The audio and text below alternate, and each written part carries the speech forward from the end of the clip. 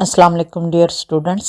आज हम second part of teaching practice 1 का लेसन लेकर आए हैं और आज इसकी गाइडलाइन में आपको बताऊंगी कि किस तरह से आपने इसके मुख्तलिफ कॉलम्स को फिल करना है। आज की वीडियो को आगे बढ़ाने से पहले अगर आपने अब तक अतिया समर ऑफिशियल को सब्सक्राइब नहीं किया तो कर लें, क्योंकि यहाँ पर आपको मिलता है तमाम टीचिंग स्टफ़ जो कि आपके प्रोफेशन को अप ब्रिंग करने के लिए, ग्रूम करने के लिए बहुत ज़रूरी है।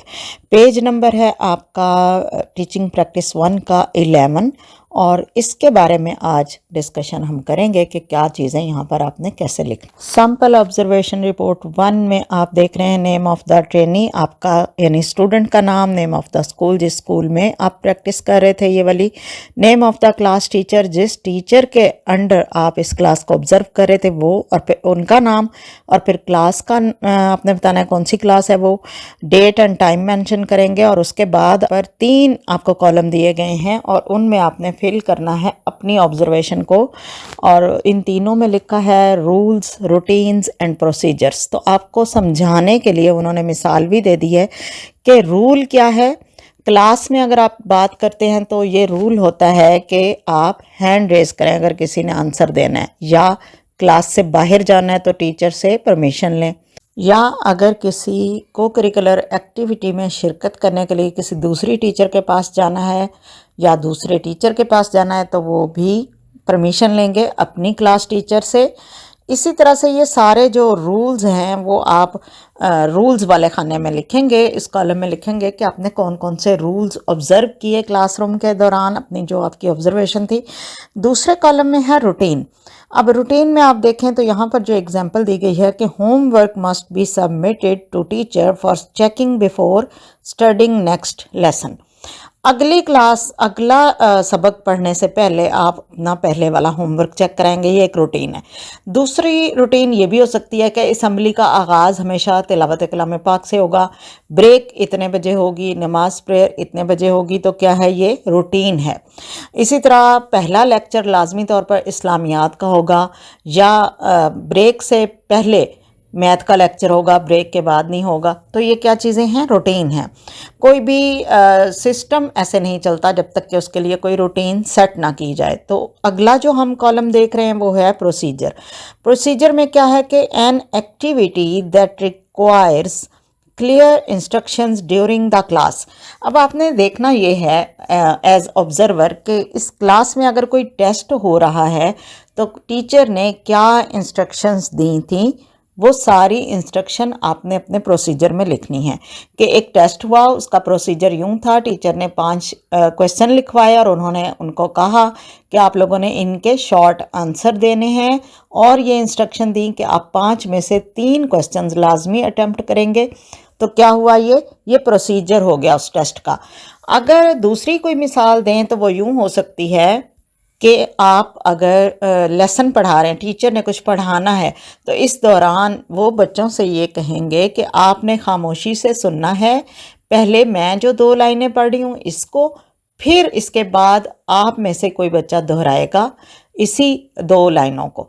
तो क्या होगा कि वो एक इंस्ट्रक्शन दे के अपना पढ़ाना शुरू करेंगी टीचर, या पढ़ाना शुरू करेंगे, और उसके बाद फिर उन इंस्ट्रक्शन को फॉलो करते हुए क्लास जो है वो बाकी एक्टिविटीज़ करेगी।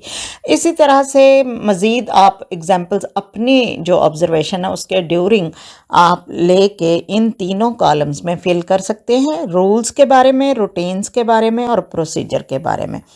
इसके अलावा भी अगर आप कुछ लिखना चाहते हैं, आपकी ऑब्जर्वेशन इन तीनों चीज़ों में अगर आपको समझ नहीं आ रही कि कौन सी बात है जो आपने लिखनी है कहाँ पर, तो उसके लिए भी आपके पास ऑप्शन मौजूद है नीचे। Other issues that you consider related to rules, routines, procedures and noted. तो यहाँ पर आपने जो इन तीनों कॉलम से रिलेटेड बातचीत थी आपने नोट कर ली, लेकिन आपको लगता है कि समझ नहीं आ रही है कि आप इन तीनों में से किस चीज़ में उस चीज़ का जिक्र करें। फॉर एग्जांपल कि क्लास में एक बच्चे की दूसरे बच्चे से लड़ाई हो गई, ठीक है, तो टीचर ने किस तरह से उनकी बहस या लड़ाई सिमटवाई, क्या सलूशन किया, उन्होंने क्या इंस्ट्रक्शन दी, क्या प्रोसीजर था वो, और उस वक्त कौन से रूल्स थे, क्लास में क्या रूल्स डिस्प्ले हैं कि नहीं, कि ड्यूरिंग क्लास आप क्या क्या नहीं कर सकते या क्या क्या आपको करना है। तो ये सारी चीज़ें जो अदर्स में आती हैं वो आप यहाँ पर बता सकते हैं नीचे लाइन में पैराग्राफ के। अब आ जाएं सैम्पल ऑब्जर्वेशन रिपोर्ट 2 की जानिब।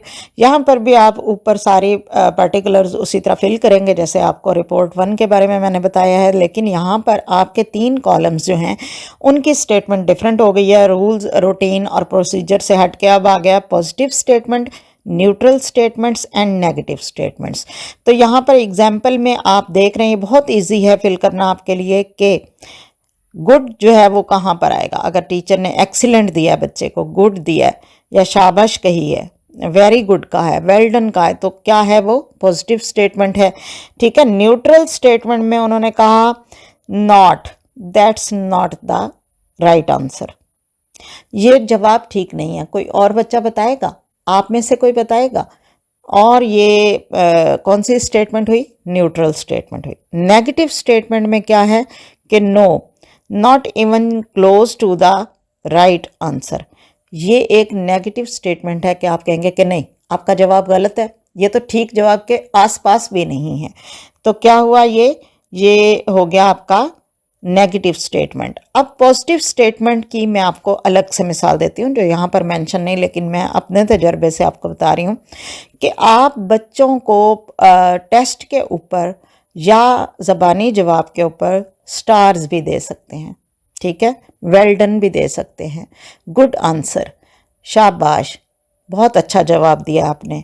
ठीक है। और उसके बाद जो न्यूट्रल स्टेटमेंट है उसमें आप ये भी कह सकते हैं कि अच्छा बेटा आपने तो ये बता दिया, ये बताएं कोई और बच्चा बताएगा कि इसका जवाब क्या है।